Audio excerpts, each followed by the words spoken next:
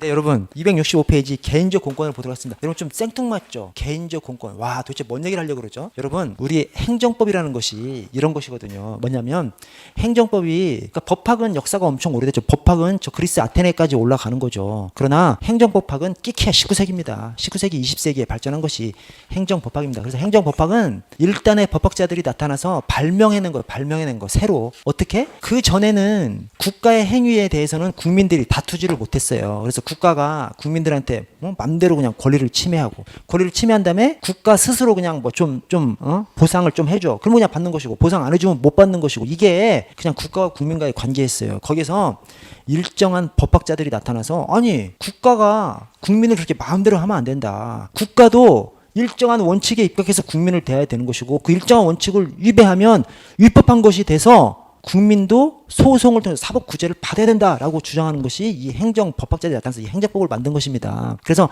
이 행정법학자들이 그 억울한 입장에 있는 국민 입장에 서서 국가를 향해서 다툴 수 있는 수단을 준 것에 두 가지가, 하나가 행정소송, 항고소송이죠. 항고소송, 행정소송 하고, 그 다음에 국가배상입니다. 그래서 국가의 어떤 행위들에 대해서 항고소송을 제기할 수 있게 하고, 소송을 제기할 수 없어? 성질상 소송을 제기할 수 없으면 금전적으로라도 배상을 받게 하고, 이 두 가지 수단을 통해서 국민들한테, 국가한테 마구 당하지 않을 그런 권리를 준 것이 바로 이 행정법입니다. 자, 그런데 항고소송의 대상이 되려면, 모든 국가작용을 다 항고소송을 대상으로 하려면 뭐가 안 맞죠? 왜냐하면 국가의 작용은 막 A부터 Z까지 엄청 다양하게 있거든요. 그 중에서 행정행위라는 개념을 뽑아요. 우리 행정법학자들이. 그래서 행정행위는 학문적인 것이고, 우리 실정법에 들어올 때는 처분이라는 이름으로 들어왔죠. 그래서 행정행위에 대해서 이제 강학생 개념이다 이런 표현을 씁니다. 그냥 학자들만 쓰는 말이거든요. 행정행위는 학자들만 쓰는 말이고, 이 행정행위를 왜 만들었어? 행정이라는 말을 왜 만들었어? 이 항고소송의 대상이 되는 행위를, 국가의 여러 가지 행위들 중에서 이러이러한 특징을 가진 것은 행정행위다 이름 붙여. 그 행정행위에 대해서는 항고소송의 대상으로 삼으려고 만들어 놓은 겁니다. 그래서 행정법학자들이 만들어낸 개념이 이제 행정행위이고, 그것이 우리 소송법에 들어올 때는 처분이라는 이름으로 들어왔고요. 그래서 국가의 어떤 행위가 행정행위에만 속하면 항고소송의 대상이 될 수 있도록 만들어 놓은 것이죠. 그래서 우리 행정의 행위 형식이, 행정행위도 있고요. 뭐 많아요. 행정행위도 있고, 행정입법도 있고, 행정계획도 있고, 뭐 많아. 뭐 행정지도도 있고 많은데, 각각의 내용들을 딱 보면 행정행위는 뭐 당연한 것이고, 나머지 행정의 행위 형식들에 있어서 중요한 주제 하나가, 이게 행정행위성이 인정되지 않느냐. 이것이 각각의 행위 형식의 중요한 논점이 됩니다. 왜 그래? 행정행위 말고 다른 행정작용들도 행정행위성만 인정되면 행정소송으로 갈 수가 있거든요. 근데 행정행위성이 인정되지 않으면 행정소송으로 다툴 수 없는 것이죠. 그때는 이제 국가 배상으로만 이제 갈 수 있는 것이죠. 국가의 그 행위로 인해서 피해를 봤으면. 자, 그래서 이 두 가지 수단을 위해서 국민을 구제하려고 하는 것이 행정법입니다. 그래서 행정법의 전반적인 취지는 국민을 위한 학문이에요. 행정법이라고 해서 그것이 행정법이 국가를 위한 학문이 아니라 국민을 위한 학문으로서 태어난 것이 바로 이 행정법이다. 그래서 이 행정법에서는 여러 가지 논리들을 국민을 위해서, 어쨌든 국민이 막 소송을 제기할 수 있도록, 피해 배상을 받을 수 있도록 이런 식으로 논리를 전개하는 것이 이제 행정법입니다. 자, 그런데 행정법에서 가장 중요한 것이 두 가지죠. 항고소송, 행정소송하고 국가배상, 이 두 가지를 통해서 국민한테 국가를 향해서 다툴 수 있는 수단을 주니까. 근데 이 행정소송을 제기하려면 행정소송에 요건이 있어요. 그 요건이 대원소 기피전입니다. 행정소송의 요건입니다. 행정소송의 요건이 대원소 기피전이 뭐냐면, 대상적격, 행정행위성, 처분성, 대상적격, 처분성, 원고적격, 대상적격만 있다고 되는 것이 아니라 그 사람을 그렇게 그 사람을 도와줘야 하는, 그 사람의 권리를 구제해줘야 될 그 자격이 있는 사람만 제기할 수 있는 거예요. 아무리 처분이라고 하더라도 아무나 막 그 처분해서 제기할 수 있어요?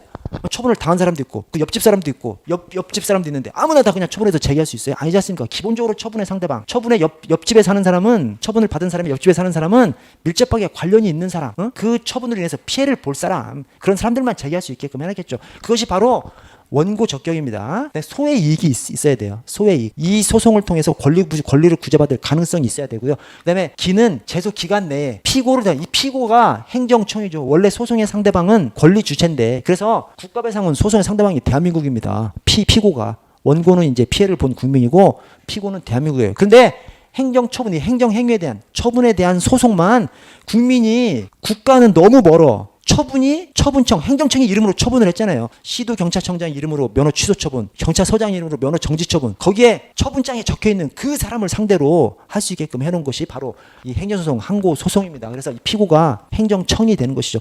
원래 소송의 상대방은 권리 주체만 될 수 있는데 이 행정소송, 항고소송은 특별하게 행정청을 상대로 할 수 있게 해놓은 것이죠. 그다음에 전치주의. 원래 행정심판 없어도 되는데 다만 해당 법률에서 행정심판을 반드시 거치라고 따로 규정을 해놨으면 행정심판을 거쳐야 되는 것이죠. 자, 이 중에서 나머지는 그냥 기술적인 거야. 기술적인 것이고 하여튼 행정소송이 가능하려면 대상적격, 원고적격이 인정돼야 되는 것이죠. 그 중에서 대상적격이 처분성이고요. 요 다음에 나오는 거. 원고적격이 행정심판법이나 행정소송법에서 원고적격을 어떻게 해놨냐면 법률상 이익이 있는 자가 소송을 청구할 수 있다 이렇게 서술을 해놨거든요. 그래서 행정소송법에서 원고적격은 그냥 법률상 이익이랑 똑같은 말입니다. 그래서 법률상 이익이 있어야 원고적격이 인정되는데 그 법률상 이익이 뭐야?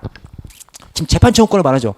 행정소송 이 재판청구권을 말하는 것이니까 그것이 바로 개인적 공권이랑 똑같은 말입니다. 이 공권에는 국가적 공권과 개인적인 공권이 있어요. 국가적인 공권은 그냥 공권력을 말합니다. 공권력. 국가적 공권. 국가가 국민한테 요청할 수 있는 권리. 국가적 공권. 개인적 공권. 그 반대편에서 국민이 국가한테 요구할 수 있는 권리가 개인적 공권입니다. 개인적 공권의 하나가 재판청구권이죠. 행정소송 청구권. 그래서 저 원고 적격이 곧 법률상 이익이고 행정소송, 행정재판에 있어서의 개인적 공권이 바로 법률상 이익인 겁니다.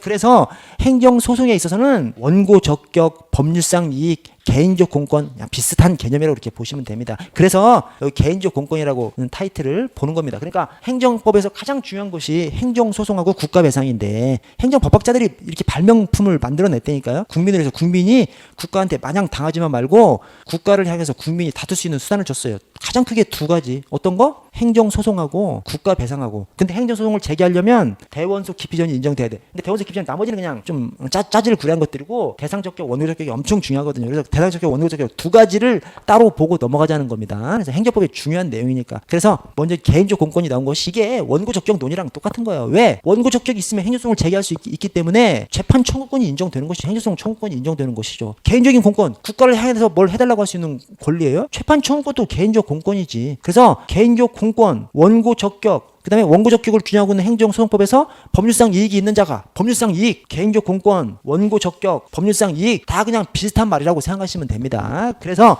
개인적 공권이라는 이름 하에 원고 적격에서의 법률상 이익을 살펴보는 겁니다. 자, 그래서 보시면 자, 개인적 공권 1항의 중간에 행정 주체에 대해서 일정한 행위를 요구할 수 있는 힘, 아래 법적인 힘.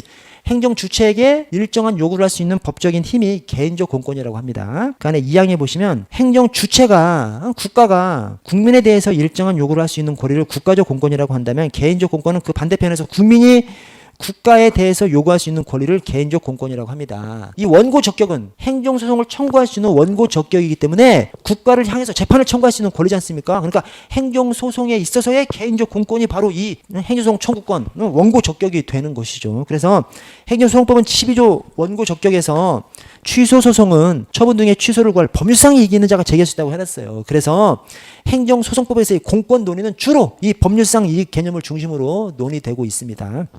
자, 법률상 이익이 있고 그 반대편에 반사적 이익이 있습니다. 자, 법률상 이익이 있으면 행정소송을 청구할 수 있죠. 법률상 이익이 있으면 원고적격이 인정돼서 행정소송을 청구할 수 있다니까요. 그래서 법률상 이익이 있으면 재판 청구권, 이 개인적 공권이 인정돼 버리는 것이죠. 근데 법률상 이익이 인정되지 않아. 그걸 갖다가 반사적 이익이라고 합니다. 법률상 이익이 인정되지 않으면 그냥 그것이 반사적 이익인 거예요. 그래서 반사적 이익과의 구별. 반사적 이익이란 행정법규가 오로지 공익 목적을 위해서 행정작용을 규정한 결과 사인이 얻게 되는 사실상의 이익을 말합니다. 그래서 이 반사적 이익은 2번에 반사적 이익은 그것이 침해된 경우에도 행정소송법상 원고 적격이 인정되지 않는다는 점에서 법률상 이익과는 구별됩니다. 그래서 이건 간단하게 좀 제가 좀 말씀드리면 특허가 있고 허가가 있어요. 이게 그 특허에서는 원고 적격이 인정되고 허가에서는 원고 적격이 인정되지 않는다. 이렇게 말할 수는 없어요. 딱 완전히 떨어지는 건 아니야. 그냥 통상적으로 내가 특허권자야. 근데 다른 사람한테 또 특허를 해줘. 그러면 다른 사람의 특허에 대해서 기존의 특허권자는 원고 적격이 인정된다고 얘기합니다. 왜 그래? 나한테 특별한 권리를 줬는데 다른 사람한테 또 그런 특별한 권리를 주면 내 특별한 권리가 아닌 것이 돼버리잖아요. 그래서 특허권자는 통상 이릉. 특허권자는 나 말고 다른 사람한테 특허를 주면 그 특허에 대해서 내가 다툴 수 있는 것이죠. 원고 적격이 인정되는 것이죠. 허가에 대해서는 내가 허가를 받았는데 옆에 다른 사람은 허가해줘. 허가는 자연적 자유를 풀어준 것 뿐이기 때문에 그래서 일반적인 금지를 해제해준 것 뿐이에요. 그래서 나만 해제받을 수 있는 것이 아니라 남들도 해제받을 수 있는 것이죠. 그래서 허가는 내가 허가권자인데 옆에 다른 사람 허가해줬다고 해서 내가 다툴 수 없는 겁니다. 이런 겁니다. 음식점 허가, 음식점이 이제 신고제로 운영되고 있죠. 그래서 그냥 신고만 하면 허가받은 거랑 똑같은 효과가 있죠. 근데 어쨌든 음식점 허가, 다른 주점 다른 주점 허가라고 생각해도 되고요. 내가 다른 주점 허가를 받아서 영업을 하고 있어. 우리 마을에 우리밖에 없어. 잘 되죠, 장사가. 바로 옆에 다른 주점이 하나 또 생겨. 내 장사가 안 되겠지, 당연히. 내 피해를 보죠. 그 피해는 반사적 이익으로 보는 겁니다. 내가 옆에 다른 주점 내줬다고 해서 저 다른 주점을 왜 허가 내줬냐고. 음식점, 단란주점. 내가 음식점, 단란주점이 잘 되고 있는데 옆에 다른 음식점, 다른 단란주점 허가를 받아서 한다고 해서 그 허가를 대해서 내가 다툴 수 없는 거죠. 왜? 허가는 그냥 무조건 내주는 건데 누가 다툴 수 있다는 것이 말이 안 되잖아요. 허가는 그냥 무조건 내주는 거야. 그냥 일반적으로 쫙 금지시켜놓고 질서 유지를 위해서 일반적으로 그냥 무분별하게 장사를 하면 안 되기 때문에 일정한 요건을 정해놓은 다음에 쫙 금지를 시켜. 그 요건에 맞으면 무조건 그냥 일반 음식점은 그냥 신고만 하면 음식점 할 수 있고 단란주점은 허가만 받으면 일정한 요건을 갖춰서 허가 신청만 하면 바로 그냥 허가 기계적으로 해주는 것이 허가라니까요. 그래서 허가는 원래 자연적 자유를 일반적으로 다 금지시켜놨다가 요건만 맞으면 다 내주는 거야. 근데 옆에 다른 업자가 그걸 다른 사람의 허가에 대해서 다툴 수 없는 것이죠. 그걸 말하는 겁니다. 그거를. 그래서 반사적 이익이란 행정법규가 오로지 공익 목적을 위해서 행정작용을 규정한 결과 사연이 얻게 되는 사실상 이익을 말하고 반사적 이익은 그것이 침해된 경우에도 원고 적격이 인정되지 않는다는 점에서 법률상 이익과 구별됩니다. 그래서 원고 적격이 인정되는 법률상 이익, 그 반대편에 원고 적격이 인정되지 않으면 그냥 무조건 반사적 이익인 것이죠. 그래서 법률상 이익 반대편에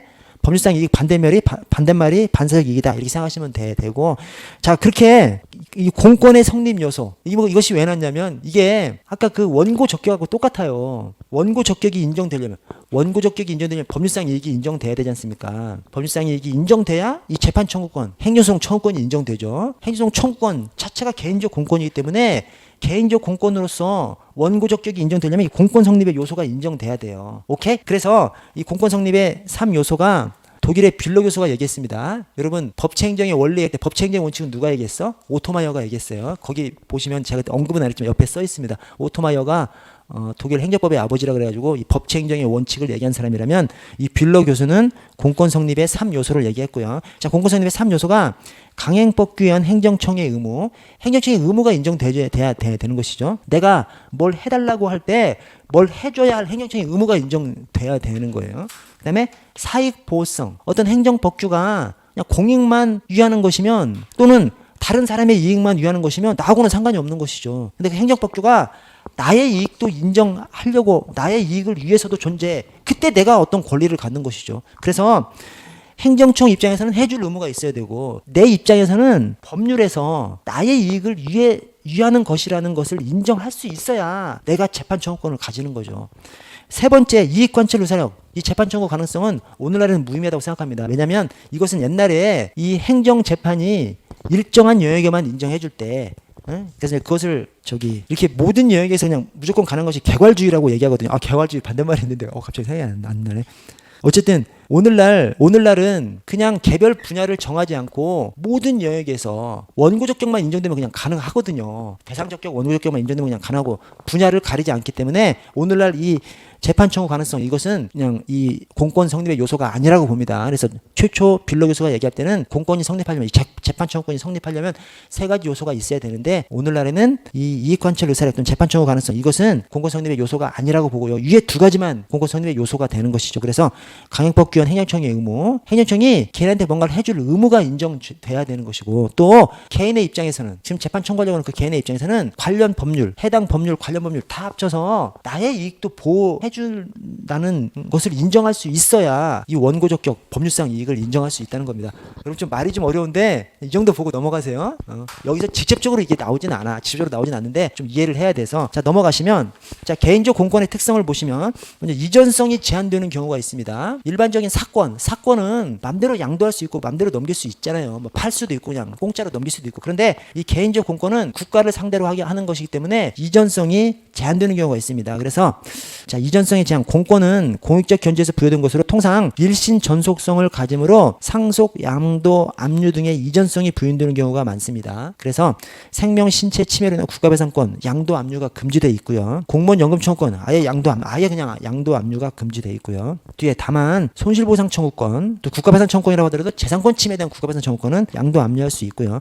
자, 포기성의 제한, 개인적 공권은 스스로 또는 합의로 포기할 수 없는 것이 원칙입니다. 그 대표적인 경우가 선거권, 연금 청구권, 뭐 봉급 청구권 이런 것들 포기할 수 없습니다. 선거권, 나 선거하기 싫어, 포기할 수 없어요. 그래서 우리가 이런 표현을 씁니다. 행사하지 않을 수는 있어, 불행사 할 수는 있어, 그러나 포기할 수는 없습니다. 그래서 우리 선거철이 있으면 선거 공보를 각 선거권자한테 다 보내줍니다. 우편으로 다 보내줘요. 그래서 다 옵니다. 거기 주민등록돼 있는 사람들한테 다 와요. 근데 나 선거하기 싫어, 그 선거 공보 와봐야 쓰레기밖에 안 돼. 그래서 동사무소에다 전화해가지고 나 선거 공보 보내지 말라고 하면 안 보내줘요? 반드시 보내줍니다. 왜냐? 이 선거권은 포기할 수 없는 권리거든요. 다만 자기가 그날 투표하러 가지 않을 수는 있어. 불행사는 할 수 있지만 포기할 수는 없기 때문에 이 시청에서는 무조건 선거인 명분에 있는 사람한테는 의무적으로 선거 공보를 다 보내주는 이유가 포기할 수 없기 때문에 이제 그러는 것이고요.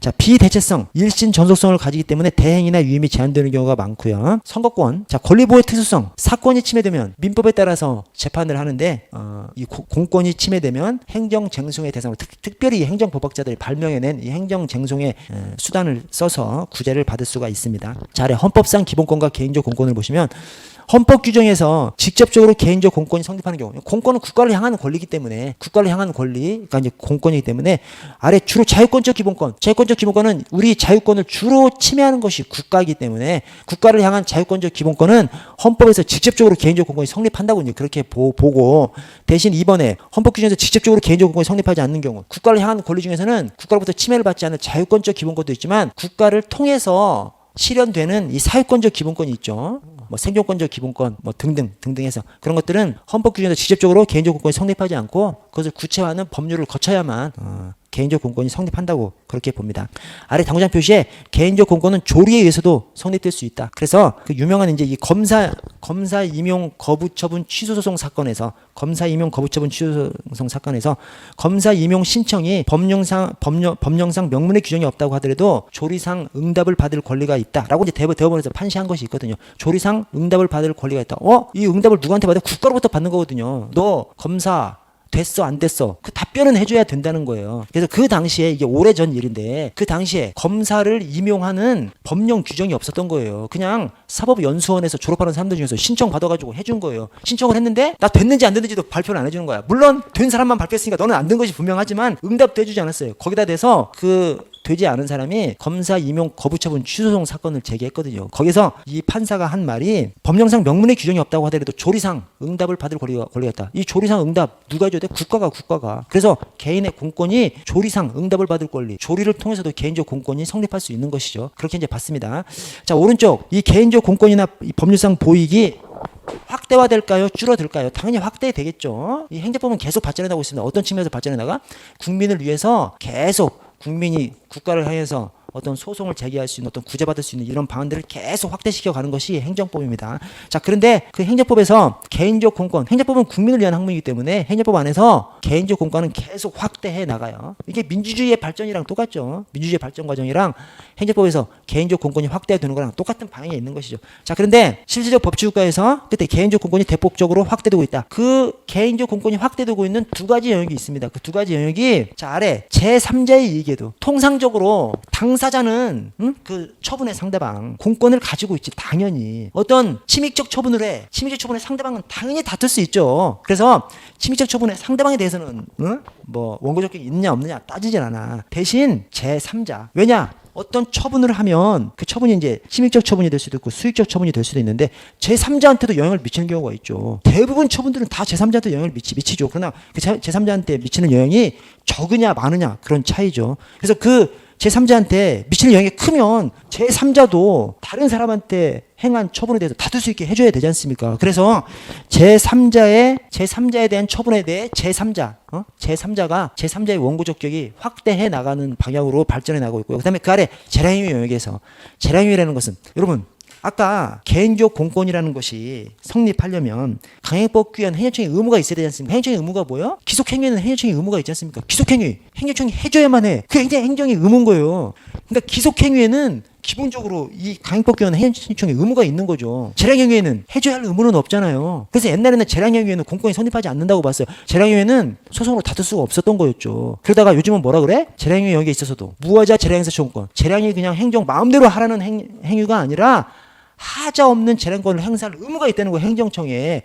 이 의무. 행정청의 의무. 그래서 무하자 재량행사 청구권은 오늘날에 그냥 거론하지 않습니다. 그러나 옛날에 재량 행위가 행정소송의 대상이 되지 않던 그 시절에 무하자 재량행사 청구권이라고 주장한다는 것은 곧 행정청의 의무가 있기 때문에 행정소송으로 진입할 수 있는 것이 되는 것이죠. 옛날에는 재량 행위에 있어서는 행정소송 본안을 따지지 않고 행정소송의 요건이 안 된다 그래서 그냥 행정소송 문턱에서 그냥 거절당했다니까요. 그러다가 요즘은 무하자 재량행사 청구권 등 논리를 바탕으로 해서 재량행위도 재량을 일탈 남용하지 않을 행정청의 의무가 있는 것이죠.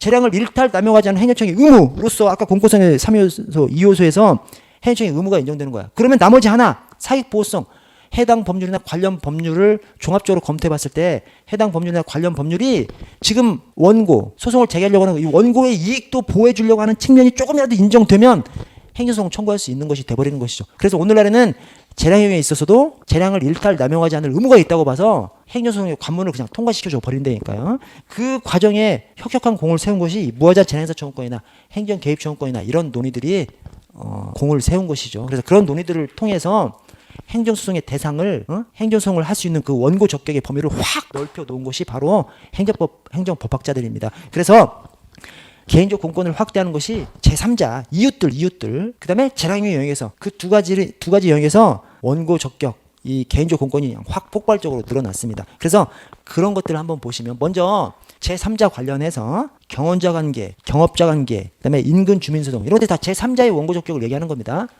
그 제3자의 원고 적격이 확 늘어난 것이죠. 옛날에는 아예 이 사람들은 아예 안 됐었어요. 근데 조금씩 해서 지금은 확 늘어난 거죠. 그래서 먼저 경원자 관계. 이 경원자 관계는 뭐냐면 한 사람에 대한 처분이 다른 사람에 대한 당연한 불허가 처분이 될 수밖에 없는 것. 즉, 한 사람만 뽑는데 뭐 세 사람이 지원했어.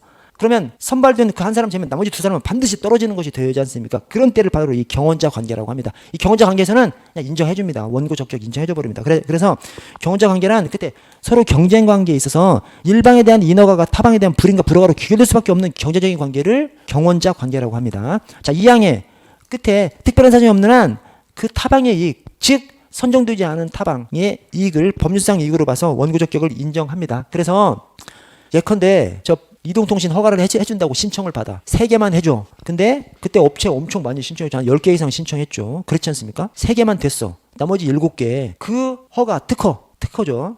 허가라고 하지만 그 특허 처분에 대해서 다툴 수 있어야지. 그렇지 않습니까? 아니 내가 지금 국가가 하는 일에 대해서 신청을 했는데 내가 안 됐어. 내가 안 됐으니까 허가 처분의 상대방이 아니죠. 실제법에서는 허가라고 하지만 성질상으로는 특허인데 그 특허 처분에 대해 상대방이 아니죠. 특허 받은 사람은 그 3개의 업체만 특허 받은 거잖아요. 내가 특허의 상대방이 아니라서 다툴 수 없게 말이 안 되지 않습니까? 그 특허를 함에 있어서 뭐 뇌물이 오갔다든지 또는 잘못 계산해서 했다든지 하면 되지 않은 그 나머지 그 사람 당연히 그 특허에 대해서 다툴 수 있게 해줘도 특허의 상대방이 아니지만 이것을 경원자 관계라고 하고 경원자 관계는 통상 원고 적격 그냥 인정해 줍니다.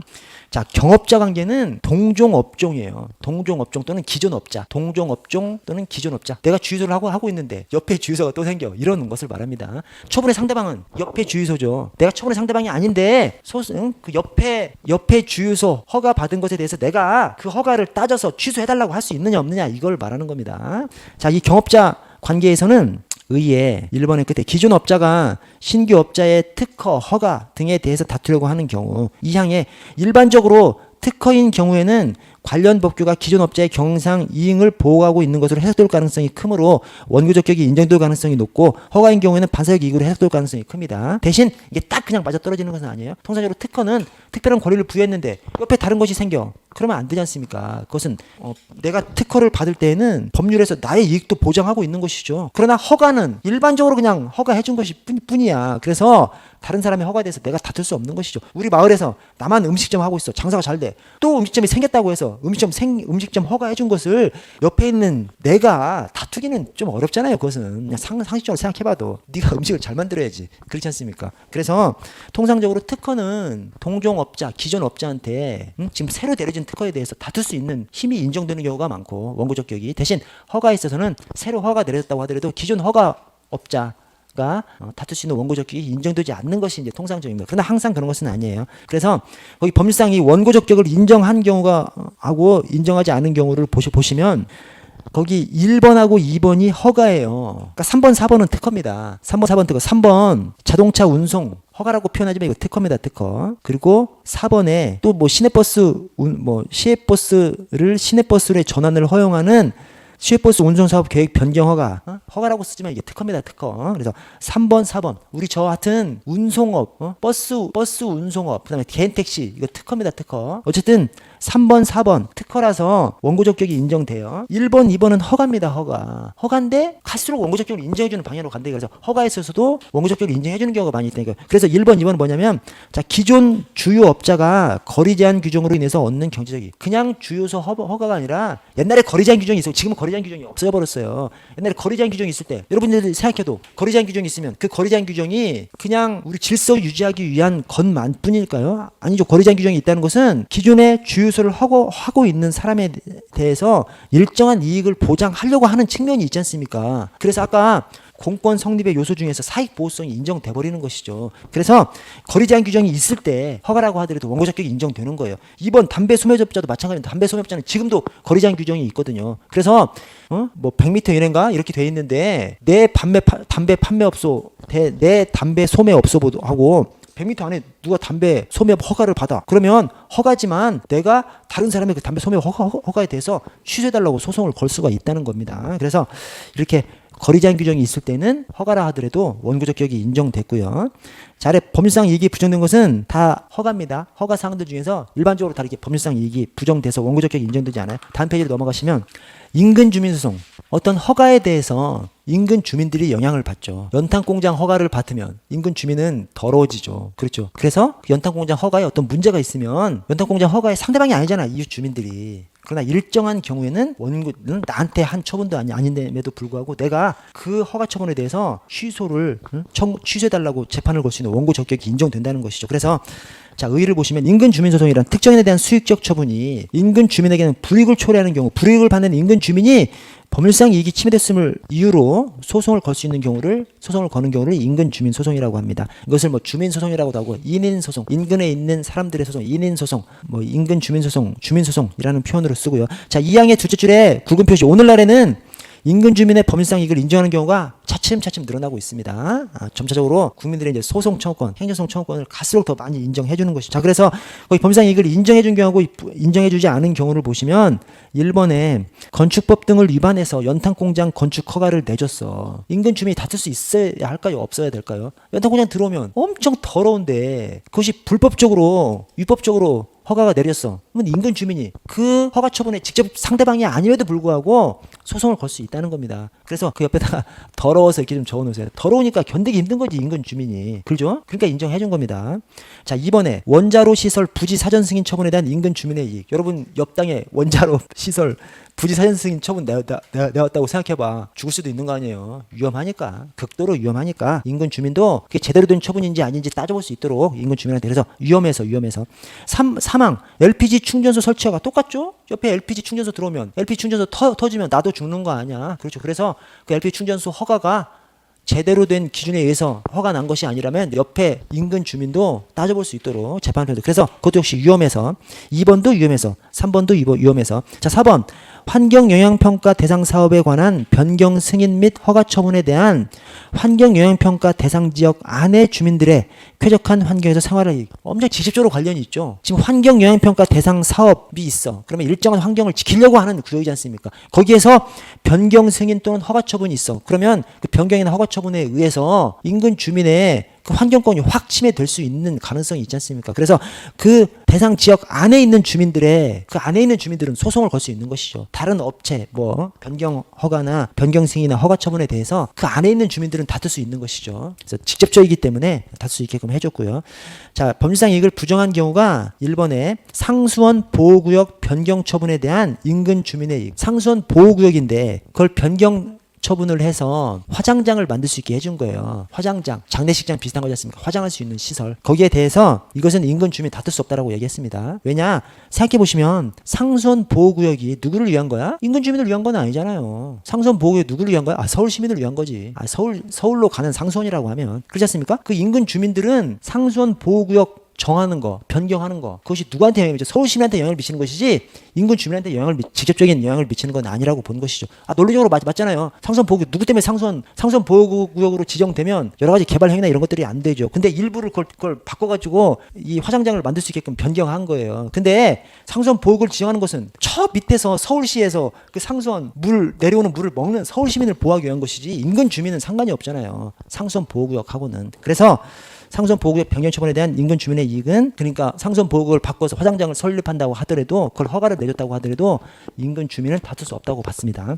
아래 전공이 다른 교수의 임용에 대한 학생들의 학습권 침해받지 않는, 이게 이제 서울시립대 사건인데 서울시립대 세무학과에서 조세 정책 과목을 담당하는 교수를 선발하는데 조세 정책 전공자가 아니라 행정학 전공자를 받아버렸다는 거예요. 그러니까 이제 학생들이 막 데모에다가 안 되니까 이제 소송을 거는 거예요. 안 받아줬습니다. 그것은 좀 너무 멀다, 너무 과도하다라고 해서 좀 안 받아줬습니다. 아래 무하자 재량사 청구권을 보시면 무하자 재량사 청구권 말 그대로 하자 없는 재량권을 행사해달라고 요구할 수 있는 권리예요. 이게 왜 중요해? 지금은 이거 얘기 안 합니다. 왜냐? 지금은 그냥 재량행위라고 하더라도 기계적으로 그냥 소송 통과시켜 줘버려요. 그리고 본안에서 재량의 일탈 남용이 있는지 없는지 따져주는 것이죠. 근데 왜 그렇게 통과시켜줘? 저 원고적격이 인정되려면 아까 그 행정청의 의무가 인정돼야 되거든요. 근데 옛날에는 재량에 있어서는 행정청의 의무가 인정되지 않는다고 했어요. 왜냐? 의무가 아니라 해도 되고 안 해도 되니까 의무가 아닌 것이죠. 의무가 아닌 것으로 봤던 거죠. 근데 오늘날에는 어떻게 봐버려? 재량을 일탈 남용하지 않을 의무가 있다고 봐버립니다.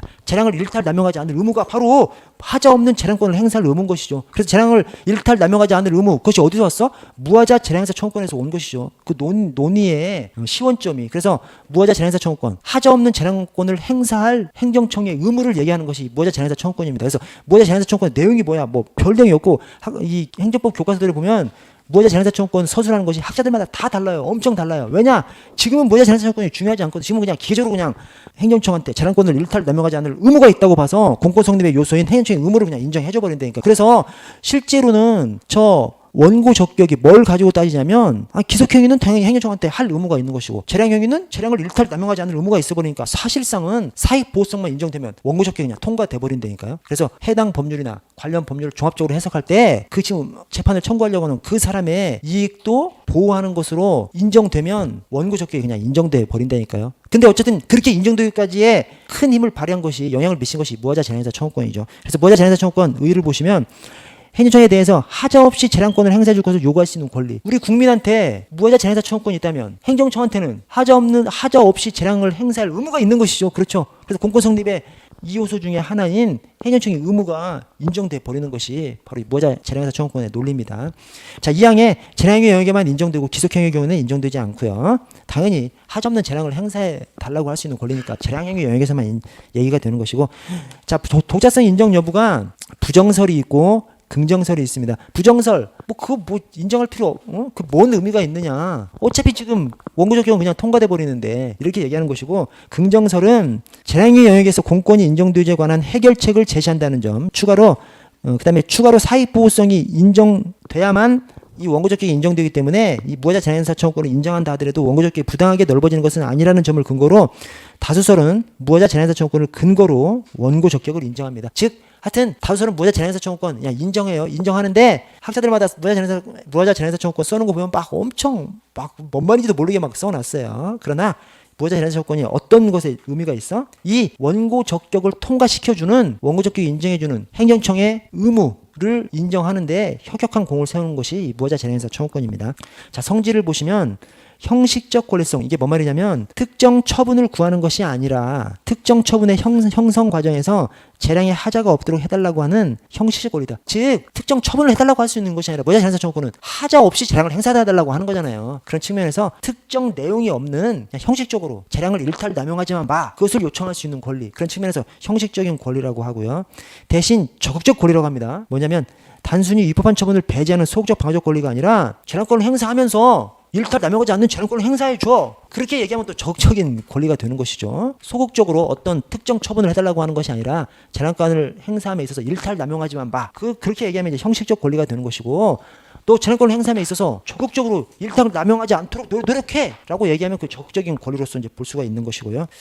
자, 3번에 절차적 권리냐 여부에 대해서 견해 다툼이 있는데 절차적 권리는 아닌 것으로 봅니다. 뭐냐면 절차적 권리라는 것은 어떤 처분하는 과정에서 참여 등을 허용하는 것이 절차적 권리지 않습니까? 근데 무효자 재량행사 청구권은 행정이 판단함에 있어서 일탈을 남용하지 말라고 하는 것이기 때문에 절차적 권리가 아니라 내용적인 권리인 것이죠.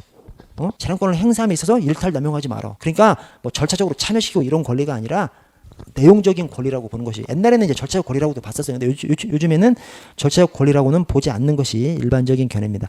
자, 아래 성립 요건을 보시면 무효자 재량행사 청구권도 권리죠, 권리. 무효자 재량행사 청구권 권리이기 때문에 아까 그 공권, 여기서 말하는 개인의 권리는 국가를 향한 권리를 말하기 때문에 그러니까 공권 성립의 3요소 또는 2요소 행정청의 의무, 그다음에 사익보호성 두 가지가 인정돼야만 무효자 재량행사 청구권을 인정할 수 있습니다. 그래서 무효자 재량행사 청구권도 공권 이상 개인적 공권의 성립 요소인 강행법규에 의한 행정청의 의무, 그 다음에 사익보호성 등을 갖춰야만 합니다. 그런데 여기서 강행법 규한 행정청의 의무는 하자 없는 재량권을 행사할 의무가 되기 때문에 그냥 다 인정되는 것이죠. 그래서 무효자 재량행사 청구권 인정해야 말아 할 때도 예의가 되는 것이 무조건 사익보호성만 예의가 됩니다. 실질적으로. 왜? 행정청의 의무는 재량을 일탈 남용하지 않을 의무가 있다고 그냥 봐버리기 때문에 사익보호성만 인정되면 무효자 재량행사 청구권이 인정되고, 그래서 원고 적격이 그냥 인정돼 버리는 것이죠. 자, 오른쪽에 행정 개입 청구권을 보시면요. 행정 개입 청구권. 행정한테 개입해달라고 청구할 수 있는 권리죠. 자, 자기 또는 타인에게 행정권을 발동해 줄 것을 행정청에 청구할 수 있는 권리를 행정 개입 청구권이라고 합니다. 아래 인정 범위는 갈수록 확대되고 있고요. 독일의 학설과 판례를 통해서 발전한 것이고, 최초 행정개입 청구를 인정한 것이 독일의 띠톱 판례죠. 띠톱, 석탄 바위를 그냥 갖다가 띠톱으로, 띠로 된 톱으로 막 자르니까 엄청 먼지 나고 막 소리 나고 막 그러지 않습니까? 그래서 이웃 주민들이 저게 지금 문제가 있으니까 단속해달라, 단속을 해주지 않는 거예요. 그러니까 이제 소송을 제기한 겁니다. 거기서 법원에서 이 재판 청구권, 행정소송 청구권을 인정해줘 버렸습니다. 그래서 이 띠톱 판례가 최초 행정개입 청구권을 인정한 판례라고 얘기하고요. 자, 인정 여부, 그 다음에 논의 영역을 보시면 1번 행정개입 청구권을 인정하는 것이 통설이고요.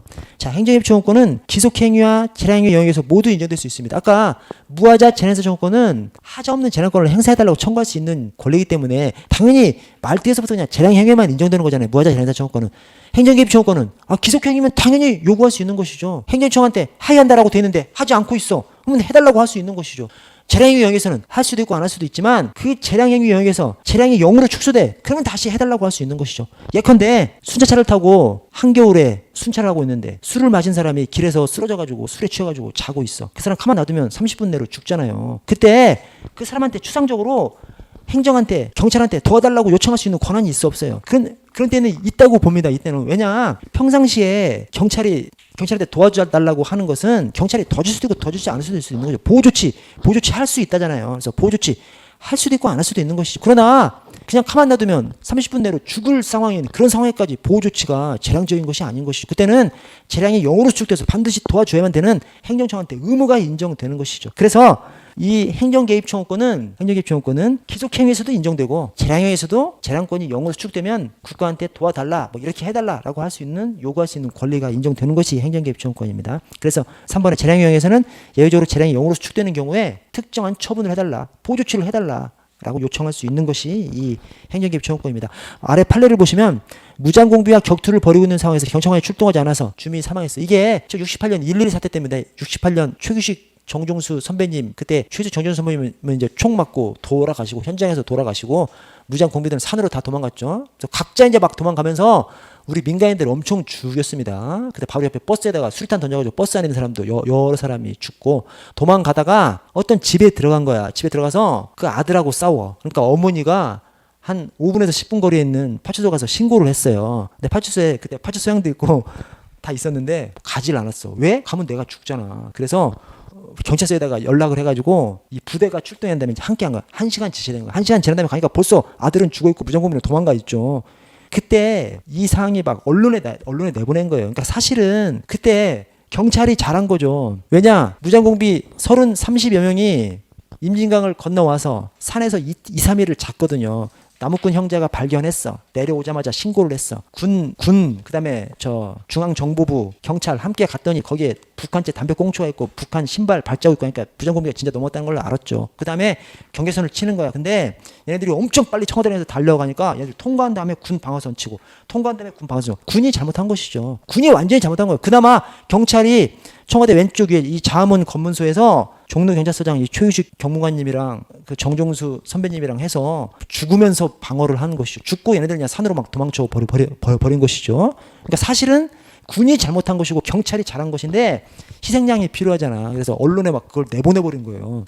이 무장공비가 어떤 집을 침투해가지고 아들이랑 싸우고 있을 때 엄마가 가서 신고를 했는데 1시간 동안 출동을 하지 않아서 죽어버렸다. 언론에 막 대대로 넣어가지고 그 파출소장 죽일 놈이 돼버려가지고 그 파출소장 잘렸습니다. 잘리고 막 분위기 몰아가서 국가보상 청구해가지고 국가보상까지 해준 그런 사항이 이 사건입니다. 이때 무장공비의 격투를 벌이고 있어. 경찰이 출동하지 않으면 죽게 생겼죠. 이때도 출동이 경찰관의 재량이야. 이때는 그 재량이 0으로 수축돼서 반드시 출동해야만 하는데 출동하지 않았기 때문에 그 출동해야만 하는 의무를 저버렸기 때문에 위법한 것이 되는 것이고 국가배상 청구권을 인정해줬습니다. 이렇게 재량 영역이지만 재량권이 0으로 수축하면 행정청의 의무가 인정돼버리는 것이고 행정 개입 청구권, 나를 살려달라, 출동해달라라고 요청할 권리가 생긴다고 그렇게 봅니다. 자, 2항에 항고소송의 원고적격과 관련해서 대법원에서 명시적으로 행정개입 청구권을 언급한 적은 없으나 행정개입 청구권의 법리를 인정해서 원고적격을 인정한 경우는 다수 존재합니다. 그래서 행정개입 청구권 명칭은 쓰지 않지만 이런 것과 유사한 사항에서 하여튼 행정소송의 원고적격 통과해버리고 또 국가배상 소송에서 국가 배상을 인정해줘 버리고 재량 영역이지만 저렇게 재량이 0으로 수축되는 저런 때에는 반드시 구조를 했는데 출동을 하지 않았어. 위법한 것이 된다고 봐서 국가 배상 청구권을 인정해주고 그래서 행정개입 청구권이라는 명칭을 판례에서 직접적으로 사용하고 있지는 않지만 행정개입 청구권의 법리를 인정했다. 이렇게 학자들이 봅니다. 아래 기타를 보시면 자, 경찰 편의주의에 입각해서 특정한 경우에 경찰권을 발동할 것인가 말 것인가는 경찰관청의 재량입니다. 따라서 경찰관청이 현재 존재하는 위험에 관해서 개입하지 않더라도 반드시 위법한 것은 아니죠. 재량이니까 출동할 수도 있고 출동하지 않을 수도 있고 또 출동한다 하더라도 뭐 어떤 수단을 쓸 것인지 경찰관의 재량이죠. 그러나 여기서 경찰 재량은 완전한 자유 재량이 아니라 의무에 합당한 재량이다. 그래서 오늘날에는 재량을 완전한 자유 재량으로 보지 않고 의무에 합당한 재량 또는 재량권을 일탈 남용하지 않을 의무가 있는 재량 이런 식으로 표현을 합니다. 2항에 경찰 개입 청구권은 공권 성립을 전제로 한 개념으로 아래 반사적 이익인 경우에는 경찰 개입 청구권이 인정되지 않습니다. 그러니까 이게 동전의 앞뒷면인 거죠. 반사적 이익이면 경찰 개입 청구권이 인정되지 않는다. 이렇게 표현을 하기도 하고 경찰 개입 청구권이 인정되지 않으면 그게 반사적 이익인 것이죠. 경찰 개입 청구권이 인정돼. 그럼 법률상 이익인 것이고 경찰 개입 청구권이 인정되지 않아. 그러면 이제 그것이 반사적 이익인 것이고 그래서 경찰 개입 청구권이 인정되지 않으면 반사적 이익인데 또 그것을 방향을 바꿔서 반사적 이익인 경우에는 경찰 개입 청구권이 인정되지 않는다. 이렇게 반대로도 그냥 표현을 합니다. 3번에 개인적 공권의 확대와 경향으로 인해서 경찰 개입 청구권 인정 범위도 확대되고 있고요. 5번에 띠토 판결은 경찰법상 일반 수권 조항의 해석에 있어서 무허자 재량행사 청구권을 인정하고 재량권 확대로 인해서 원고의 청구를 인용한 판결로서 경찰 개입 청구권을 인정한 판결의 효시로 평가된다. 맞습니까? 재량권 확대가 아니라 재량권 축소 이론이죠. 재량권 축소. 재량권이라서 맘대로 그냥 하는 것이 아니라 일정한 경우에는 반드시 그렇게 해줘야만 되는. 그래서 재량권 축소 이론에서 이건 틀린 지문이고요. 그 다음에 나머지는 맞는 표현입니다. 이게 제가 뭐 때문에 이걸 읽어드렸냐면 띠토 판결이 행정 개입 청구권을 최초로 인정한 판례라는 것은 다 학자들이 똑같아요. 그런데 한 걸음 더 나가서 띠토 판결이 무허자 재량행사 청구권을 최초로 인정했다. 이렇게 또 얘기하기도 합니다. 학자들 중에는. 그래서 그것도 참고로 알아두십시오. 그래서 띠토 판결이 행정 개입 청구권을 인정한 최초 판례. 이것은 그냥 다 공통이야. 이것은 다 그냥 공통입니다. 대신 일부 학자들은 이 티토 판결이 무허자 제네자 청구권까지 인정한 출제 판례다 이렇게도 주장합니다. 이것은 이제 모든 학자가 얘기하는 것은 아니고요. 일부 학자들이 얘기합니다. 여러분 좀 쉬었다가 죄송한데 저기 30분에 시작해도 될까요? 네, 30분에 시작해서 한 30분만 하고 예.